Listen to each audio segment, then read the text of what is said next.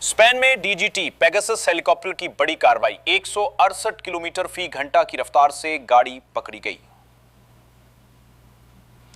Spain में traffic कवानीन की निगरानी करने वाले डीजीटी के जदीद पेगासस हेलीकॉप्टर ने एक गाड़ी को ऐसी जगह पर रिकॉर्ड किया जहां सड़क पर मुरम्मत का काम जारी था और रफ्तार की हद सिर्फ 40 किलोमीटर फी घंटा मुकर्रर थी।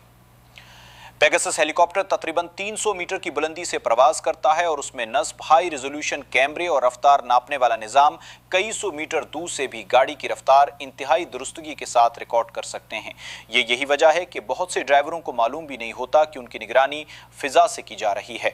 डीजीटी के मुताबिक पेगासस न सिर्फ रफ्तार बल्कि मोबाइल फोन के इस्तेमाल, खतरनाक ओवरटेकिंग और दीगर संगीन खिलाफवर्जियों की भी निशानदही कर सकता।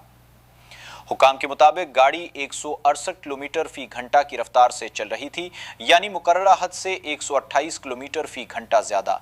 इतनी ज्यादा रफ्तार न सिर्फ ट्रैफिक कानून की संगीन खिलाफवर्जी है बल्कि तामीराती जोन में काम करने वाले मजदूरों, दूसरे ड्राइवरों और मुसाफिरों की जानों के लिए भी इंतहाई खतरनाक थी। स्पेन में सड़कों पर जहां तामीराती या मुरम्मती काम जारी हो वहां आर्जी रफ्तार की हद इसलिए कम की जाती है ताकि उस एरिया में काम करने वाले मजदूर महफूज रहें और ड्राइवर अचानक लेन की तब्दीली, मशीनरी या रुकावटों की सूरत में बरवक्त गाड़ी रोक सकें।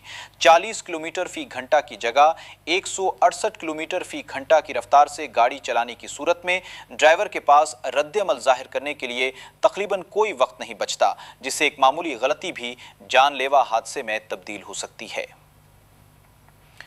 आपके ख्याल में ऐसे ड्राइवर के साथ क्या होना चाहिए? सिर्फ जुर्माना, ड्राइविंग लाइसेंस मुअत्तल या जेल? अपनी राय कमेंट में जरूर बताएं।